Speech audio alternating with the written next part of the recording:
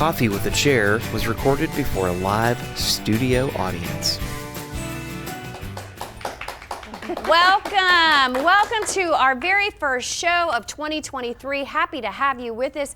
I am Teresa Aronson from the St. Lucie County Chamber of Commerce. Don't forget, brand new year, brand new commissioner. And well, not really, to be honest with you. She's done this show with me before, but we're so happy to have her back. Please welcome Kathy Townsend, Board of County Commission Chair. She's going to be doing the show all year with me. And that's fun, yay. Yes, I always love it. We get to spend a year together. We do, and it's nice because I know that you have a long history. We've got two brand new commissioners, and so it's great when you know what subject matter is important for people to know about, and you're going to bring that to us this year, and we'll get those new commissioners on board, and then they'll get their turn eventually as well, as they'll they get always to be do. chair. Yeah. But I mean, it's so much for them to learn just coming into it for the first couple of years. Yeah. I mean, I can't imagine any brand new commissioner would be chair, right? That doesn't. We that's try to not do that. not. We try to let them have at least 3 years. Yeah. Before we put them in chair. We rotate generally. Yeah. And our viewers know we rotate, but that was a big switch up. So we're kind of. And last year was Sean Mitchell, who's not with us. Well, it would have been Franny, because Franny was vice chair. Yep. So Franny would have went in as chair. Franny retired. Yep. And so theoretically it would have been her and me vice chair, but Franny retired. So then it could have went either way, really. It could have went back to District 3, or they could have stayed in the series running forward, and I guess that's what they decided to do. Yeah, series running forward, backwards, forwards. It all comes out in the wash, right? It does. Yeah. So exciting year, and I think you just did this 2 years ago with me, right? You were before. In 2020, 2 years ago, 2020. Yeah. But it was a weird year. It sure was. It was COVID. Yeah. So it was like hit or miss on whether we did the show. And full disclosure, this one was a hit or miss too, because I was struggling with for our regular viewers that view online, it was tough getting this one done because I had been struggling, and I showed up here one time and it was so obvious I was sick. And I might have ruined a mic pack, and I thought I better just go home. And so we rescheduled a couple times, and we're finally. It's all good. We're finally doing it. So we're I'm just glad that you're with us. Yeah, this the You've flu had it for a season while. cold. Yeah, I know a lot of people that kind of struggled with the congestion for a while, I guess. So everybody, be careful out there. And when school hits and then cold weather hits, there's always germs. There's germs everywhere. Yep. And then when everybody's been afraid of germs, and then we aren't afraid of germs, they come on like a. Well, that's why exposing yourself sometimes is good, because it's a natural immunity. It is. When you put yourself in a bubble, you actually make yourself more vulnerable. You do, and I get why you put yourself in a bubble, because it's not fun, but you're right. It's just common sense. I mean, don't put yourself in a bubble, but use common sense. Proper hand washing, cover your mouth when you sneeze or cough. Yes, don't go in the middle of a group of people that you know are sick or they've been sick, just stuff like that. It's just common sense. And that's for everything, not even like a COVID crisis. Listen, that's just good common sense naturally for germs. Life. And so I have asthma, as you know. I mean, I've always struggled with respiratory stuff. On planes, I used to wrap a scarf around my face because I always get sick on planes. Oh, it's just it's regurgitated air. And I always get sick on planes. And then one stewardess said, "You're scaring the passengers." This is years and years and years ago. And now it's so commonplace. She asked me to take it down, because I was scared. And now I'm like, listen, not that I'm a huge masker, but on a plane, every time I fly, I get sick. Well, I don't know. I flew a while back, and they were pretty adamant about masks, and the stewardess was actually kind of nasty to me about it. They were during, but it's not now. Oh, no, this now. is recently, in the last 6 months. Yeah, because it's not a mandate. Well, now. they were mandating it. They were still requiring you to wear a mask on the plane. Oh, they're not supposed to do that. Well, they were, and it was bizarre because when we changed planes, same airlines got on the second flight to come home. They didn't do it. You didn't do it. I was going to say, because they're not supposed to. And I asked that stewardess. I said, "Is it a requirement?" And they said no. And I said, "Well, the flight we just got off of, the stewardess was really, really rude, and she was adamant that I had to have on my mask." So I thought those days were over with. I thought we could just be free and we could do what we want to do. You want to wear a mask? Wear a mask. On a plane, okay. I do. So this time I flew with my husband, and I wore a mask, right? And I got off the plane healthy as a horse for a whole week, but he was not. He was sick day 2 off the plane. Well, I was able to stave it off on the plane, but I couldn't escape my husband. So I got it from him. And a I mean, weekend. it is. It is recirculating air and everything. But if you take airborne and Yeah. vitamin C and all that, knowing that you're going leading up to a trip, most of the time you're okay. I did do that. Yeah. But yeah, I've just been traveling too much. That's my New Year's resolution. I'm not going to travel next year. I'm not doing it. Mine's the opposite. I'm going to try to travel. Really, haven't mine done is that in a long time. try to travel less. I just traveled way too much this year. We haven't talked about one thing about the county. I know, so let's do that because there's Okay. a lot of really exciting things. I know this because this is a county, and you have big plans for your tenure, and we're excited about that. So it's yeah, we got it in 2 years. We're going to be hitting the polls again, and Yes, election years are always brutal, but yeah, and there was a lot of shockers that happened. I think statewide actually for Florida, but Yeah. we do have 2 new commissioners. Yeah. They both hit the ground running. They both have been engaged, and it's I strategically tried to put them on boards so that they would understand the whole process and how things work long term and how other agencies you have information that most people wouldn't have. So, and of course, we're losing our administrator. We're getting a new Yes. county administrator, so there's a lot of changes that's going to happen in the next year in 2023. New administrator, 2 new commissioners. Yep. Some of the board changed. Some of the boards AIDS that we all and- sit on. yeah. Some of the aides have changed, and so it's going to be an interesting year. But I do think that what I have seen just of this month, the changes that have happened, especially on the 3rd floor, they've all been for the better and they've all been positive. And Good. I think that the 2 commissioners are going to be really awesome commissioners. Not that Sean wasn't. I absolutely love him and adore him, and he's going to be missed. He already is. Yeah, I always feel bad too because I loved and adored Sean too. But I'm very happy for Larry and his family, and I'm Yes. ready to get to work with him too. But and I spent a year with Sean doing the show. And I just feel like things happen for a reason, right? I have to believe that.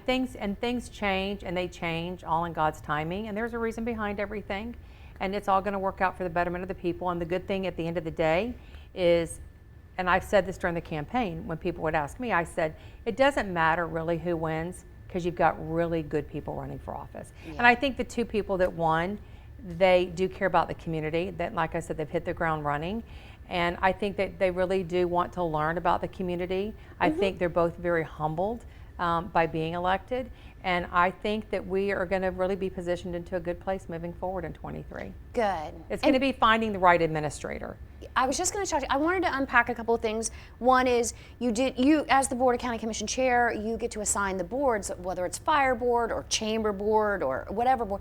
And because there's 2 newbies, and I gave you one of the new commissioners. you did because their exposure to some of the high profile Businesses. and things that will require voting items down the road. And I want them to know what you They kind of do. need to be indoctrinated, right? Right. Yeah, so I get that. And some of the other commissioners that have been around for a while, they already understand. And we they know, have this. we get the Yes. emails, Yes. we go to the ribbon cuttings, and we know about the businesses. So I thought it was important to have a new commissioner sitting on the chamber board so that they could be engaged. And I thought it was important for a new commissioner to sit on the fire board. Because, our fire department is a separate taxing authority, and they need to understand how that works in the process. And so I felt that that was really something that needed to be done. I didn't like having to remove anybody off of those boards because everybody wants to be on chamber, everybody wants to be on the fire board.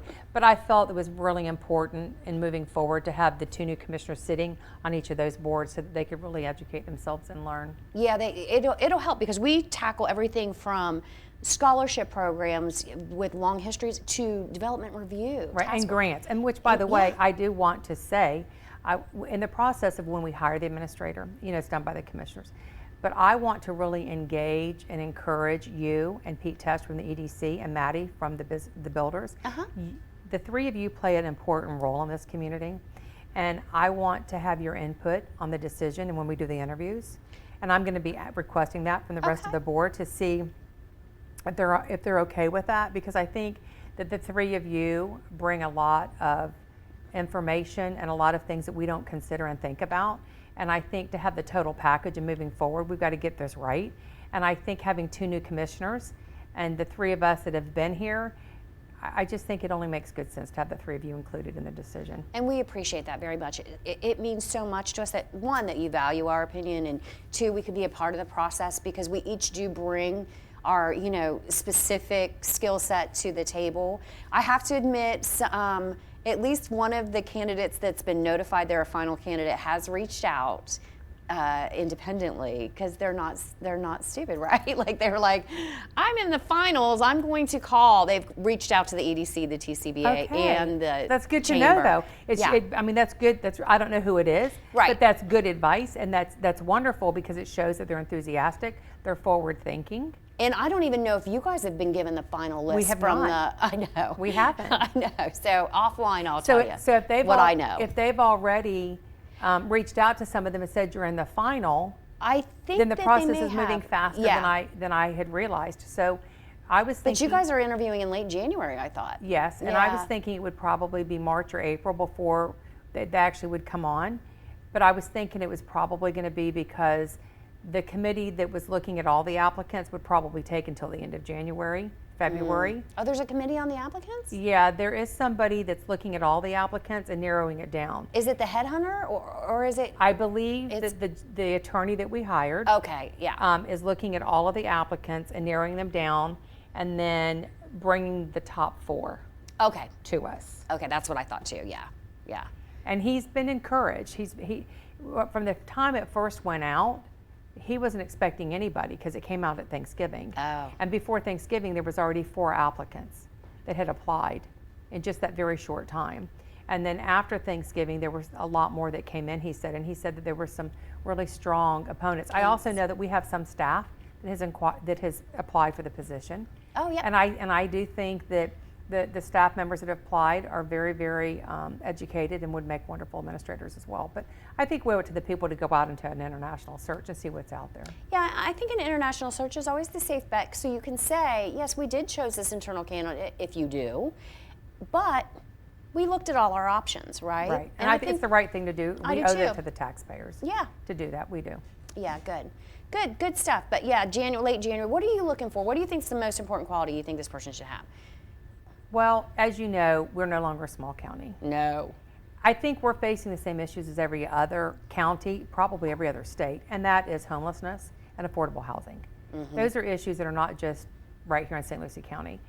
So I'm interested to see if anybody that's applied for the position is coming from an area that was small and that grew rapidly like we have, and that has moved forward and maybe has a transitional facility within their community. Oh, that would be nice. We don't or have one. We don't, and I'm looking, that is one of my goals over the next 2 years, to try to bring that to fruition here. And I want them to be forward thinking and be able to give some ideas on how we can do affordable housing. What are some of the things they would suggest? I know some recommendations I'd like to see, but I need to know that they're going to be forward thinking and they understand that is a priority. We have to figure this out. And so I want to have somebody that's got a little bit of a background in that, or has ideas that can make recommendations to the board to say, this has happened here, or where I came from, this happened here, or in the state of, wherever I Whatever. came from, Yeah. this is what we did. And to bring us some of those suggestions and ideas, because that's the issues we really need to address. Yeah, that's always, and you're right, they're national issues right now, and but I can say, I told you before we started the show, my goal in 2023 was to travel less. I've been traveling way too much in 2022. I think I think I put 2.5 years of traveling into like 6 months, and I've got to stop.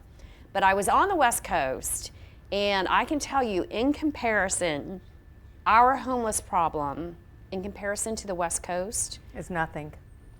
it's nothing, Kathy. I mean, Oh, I know, I agree. oh my land, I was shocked. Even- And you know that going in, the West Coast struggles with their homeless issues a little bit more than we do. But you have no idea how bad it is till you go over there. I couldn't believe it. I have to tell you, I think Our state has done, our state in general overall done some really well. smart moves. When I go to other states and I see it, and there's states that I would have never imagined it was that bad there. well, I knew it was bad there, but the communities, because I was up and down the eastern or the western shoreline, the communities that it was in was like, okay, so this is how we're handling this issue. Here is a probably $40 million mansion with a park And a homeless camp at the foot of it. in the open, like they're just tying their tents Camped out, to the yes. signs. Yes, I've seen it. I have couldn't seen it. believe it. And thank God we don't have that here. Our homeless, They are discreet for the most part. They do go into the woods and they go into places that they're not openly up along the road, that you go into Yeah. some counties and states and you see that. Yeah. I'm not saying that there's not one or two here or there. And the other thing is we have a lot of people in this community that have nonprofits that aid and assist the homeless. We have a lot of individuals That help. reach out and help the And homeless. before we get any hate mail, it's not that we're, want them scurried along. But listen, when they have encampments, we are able to service them better. Correct. We can go in the encampment as a service. And we are able to convince them more widely to accept help. and get them the help they need. Yes, Get because them it's mostly, it's a mental. and that's what we can do. If we know where they are, which we do know where a We lot do, of camps are. and they have peers at that point to help them, And convince we can, them. well, like the county just approved a cold weather shelter, which thank God we did because Yeah. what's coming this weekend, right? Yeah. So we now know that our homelessness has a place to go. Yeah. We know that it's been funded. We know that it's there. We know that we're ready. Yeah. So that was a good So thing. it's not that we're mistreating our homeless. I think we're doing a better job of giving them access to the services and the products that they need to be safe and a little bit healthier. Because that's the other thing. It wasn't safe for them or the residents, Well, realistically. the other thing, Teresa, is homelessness is not what it used to be. No. There are people that make $75,000 a year that are homeless in St. Lucie County. Oh. There are people that make $75,000 a year that are on the brink of being homeless because that amount of money makes it difficult for a family to live and pay rent and the utilities and a car payment and buy food. Yeah. $75,000 is no longer a lot of money. I know it is a lot of money, and the average income here being in the 30,000 range, it's double what most people can imagine. Yeah. But at the same time, the new face of homelessness is people that are on fixed incomes and social securities and retired thinking they were okay from IBM and whatever. And with the rising of food and insurance and everything, they no longer can afford to what they've had and what they've been in for 20 years. Their Yeah. children are having to supplement them. Yeah. And so the new norm of being homelessness is no longer just the mentally ill No. or somebody that's addicted or got an alcohol or drug problem. It's a whole new scenario of homeless people coming out today. And it's good to note, I do want to mention 211 if you are struggling, if you are homeless, you're on the brink. 211 is a great resource to help you. I mean, they can help you with everything from contacting health issues. Well, and Mustard Seed is another organization Mustard that helps. Seed They'll can help help with utilities. clothe and utilities, and they can help you get signed up for Florida Kid Care, which we have here in the state of Florida, which is important for all parents to know that they are eligible. If you have a child, you're eligible to get your health insurance for your child through Kid Care. It's a sliding scale, but it is available. And if you are struggling, that's the best place to go. That's the one thing I think we have to figure out as chamber and county. There are a lot of services that are available to the community. And I don't think we do a good job at letting the community know what we have. We have services within the county that we offer that a lot of people are not aware of and they don't know and they don't understand. We have to figure out what we can do to be better to let people know. So for example, one of the things I just did inside St. Lucie. Yeah. And so we have a culvert program. And for people that can't afford to replace their culvert, the county does it. They put it on your tax roll. They put it out over 10 years, and it makes it so you can put your culvert in. It's getting more known out there, and it's starting to be talked out more and more. But at the same time, how many people are out there that don't know about it? So one of the So things I many. suggested was do a video with Public Works, push it out on our site, push it out on YouTube, and let people know. And we as commissioners need to let people know more about that too, because it's a wonderful program. And you know what's funny is this show, I always tell people, listen, you are going to learn something on the show. I don't know what you're going to learn. I can't tell you ahead of time, but you will learn something. And I learn something every time we do it. So if people were just even regular viewers of the show, and I know many are, we get off on tangents and we tell you stuff that you're like, I had no idea. I was actually in the studio and somebody that works here at the county, I was asking, hey, who do I call for your automotive program? And they were unaware that the county has an automotive repair assistance program. Because I have somebody that may want to take advantage of that. But it's not known that the county has that. We do. We And- call Jennifer over in community housing. Okay, and I thought, I think it's under your ship. I don't know where it's at, but you guys have assistance with automotive repair. Not body repair, but mechanical repair, so you can have a working vehicle to get to your job or workplace. We have free transit. And you have freight transit. We have, and with our transit department, we have door-to-door service. Mm-hmm. There's a lot of elderly people that I run into that don't realize that they have been trying to get their children to take them to their appointments, Mm-hmm. that our transit department does door-to-door to take you to your doctor's offices. And the Council on Aging does door-to-door too still, Yes. Yeah, they do. So there's services here. We just have to find a way. And so one of the things that the homeless task force we did is one of the things we talked about as that task force was where could we put, or what could we do to list the nonprofits and the contact information so that you could maybe go to the county site and click on nonprofits or help, and those would all be listed, and then you would be able to contact them by email or phone or something. We started that, and one of the judges, it was on Judge Hendricks, took that on and started that along with 211. I actually need to check on that to see if it actually got kicked off and put up on our site. But that was one of the ways we were going to try to implement letting people know, because it was going to be posted to our website. So I need to follow through with that and make sure that's being done. But there's a lot of services here, and I almost feel like if you need something, if you don't get the help, it's because you've not asked. So we have, as you know, our mutual friend Dana Trabulsi, Representative Dana Trabulsi, gifted us All Things Treasure Coast, which is a platform, and we're working on it now because we're tweaking some things, but literally we could set it up where any nonprofit could go on there and fill out their own information, and if there's changes, and because this is what I've found out about websites over my 15 years in the chamber business. When you try to be the keeper of the data, you're throwing sand against the wind. The data changes Every minute. every second of the day. So I am a fan of self editing for your own benefit.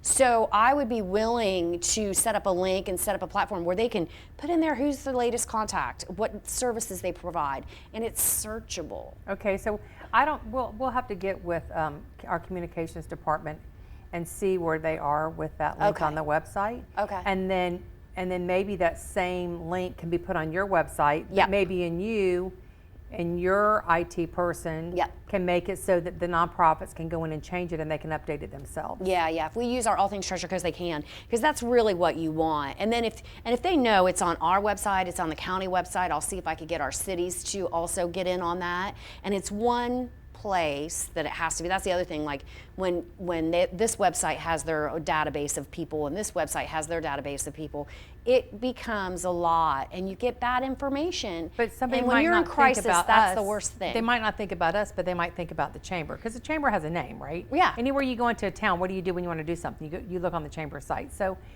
I do think that's a great idea. Yeah, I would love that. to be a part of that. And I wanted to be a part of the homeless task force, but at that point I was just spread too thin. I do probably have the resources. I have a full staff for the first time in probably 5 years. And so I probably could get on that task force, because I do the think task I could force help. is over. We've Okay, now good. formed a No, I board. don't have to. Well, no, but we have formed the board. And so maybe if a seat opens up, you'll come onto the board. So yeah. we have the board, and we are now moving forward to try to come up with a transitional homeless Okay. shelter. And I had ideas for homeless, or for affordable housing, attainable Attainable housing. We're not allowed to say affordable. Well, that's the other thing. A lot of people, when you say affordable housing, they think Section 8. They do. That's not what this is. No. This is workforce housing. This is your school teacher, your first responder getting their first job. It's people that want to go to work. It's kind of like our hands clinic. It's the middle income Yep. that, you make enough money to survive, but not enough to afford health care. Yep. And so this is to let somebody come in and have a year to get their life on track, go through mental health, go through medical to get what they need. There's going to be financing of banks in there to show you how to just do it, how to And balance your checking classes, and classes on yeah. that. There, and to get you where you're medically stable. Yeah. And you have a job and you have a bank account, and at the end of the year you transition and you become a part of society again. Yeah. That's what it is. It's just a hand up. And I can also probably get maybe we can partner with Children's Services Council, and because we find that most of our families that are unable to make it on a median income are those with children, right? Because they're expensive, let's be honest. Yeah. And so maybe we could partner with them too. And they are always talking about fiscal cliffs, and they have some programs where sometimes we make it counterproductive to get off assistance, right? Oh no, we do. We make it too easy. Yeah, so it's easy to, so once you get on though, and then you're getting this thing, they have a fiscal cliff, like if you make $1 more, you're now eligible for none of it. So is that money worth getting off the assistance too? So we make it counterproductive to get yourself off assistance in some cases. Well, I think that also needs to be looked at in Tallahassee. And in Washington. That's what they're working on. And they are working on some of that. I do think that there needs to be some laws changed. Yes. Because it is. Once you get on it and you see how easy it is to be on it and there's no accountability really, you can stay on it forever and that becomes your way of life. That's what we need to get out of that mentality. We need to empower people. And we need to incentivize people to and get off. empower them to want to be free. Yeah, to get off of that. Because taxpayers should not be paying your way of life. You should be paying your own way of life, and if you fall on hard times every now and then, which everybody does, it could be a medical issue. For sure. It's to help you get through that hard time. And you want to pass it on. So you've got yourself through this hard time. Let's pass it on. Now we're all working to the greater good. That's how you build up and build out. So yeah, good stuff. Yep. You know, they're telling me it's like we have 1 minute left. This went by so fast. It did, because there was so much more we needed to cover. We need to talk about the airport. I know. We need to talk about the port. There's lots of good things happening there. Yep, a so couple we have to projects in the remember all that port. for next month. I was just going to say that. Let's talk about that for next month. And you can always bring a guest if you want to, but you and I, we go to a ton of meetings ourselves too, so we can get sidetracked pretty well as it is. So I never mind if it's just me and you, but I'm also happy to have you bring guests I'll too. remember that. Okay, good. Because I feel like some people feel pressured to bring a guest, and I'm like, no, Kathy and I can fill a half an hour. Yeah, we can do that. We have the gift of gab. Yeah. Neither one We of have us no are. problems talking Neither to one one of another. us are, going to be called mousy, right? So Mike is telling us I think we have to leave because he's got another appointment and other things to do. And he's tired of me. probably hearing us babble on here. So I was sick. So when I get sick, the whole world has to I feel terrible, but they have to conform to Teresa. So I have to make up another show right Well, at after least this you're honest. show. I feel terrible. I'm like, so Teresa's sick, so we all have to, change our schedules. It's not fair. So I literally, we're doing the Met show in here in about 5 minutes probably. And so we have to make up for my sickness, Kathy. It's not just you. It's all good. Okay, I just feel bad. Why? You shouldn't feel bad. It's all good. This It is good affects stuff that everybody. the community needs to hear, and It good things is. are happening, and 2023 is going to be a good year. I know. I want to forget And about I love having you 2022. back. I want to You've forget always about been a it. good co-host. Well, thanks. I like having you on It's here. fun, but you and I always have great things to talk Yeah. about. All right, we're going to do lunch soon. We will, and everybody, Happy New Year. All right, thanks to everybody. I want to thank the Allens and Travis Yes. and Gina, because they're our sponsors, and they're our sponsors again this year. And listen, Sandy's like your best friend, right? She is. So Sandy Allen and Travis and Gina, I just don't know how I could get through life without them sometimes. I agree. They're good people, good company, and they give so much back to this community. So much back to the community. do. So a big shout out to Travis and Gina and Sandy and Art. Art and everybody over at A&G Pools and Yes. our staff. We're going to have a great year, everybody. Our staff, my staff. I'm excited about it. But we will see you soon. You can catch us on YouTube. You can catch us on the public channel. You can catch us on Facebook even. So tell your friends about the show. Even if you think you're bored, I promise you're learning something. They'll learn something. They might Yeah. they might think that we're crazy and not want to tune in again. Well, but they can bake a cake or You'll pick up do something. laundry, but just listen at least. All right. Have a great day, everybody. We'll see you next time. Bye.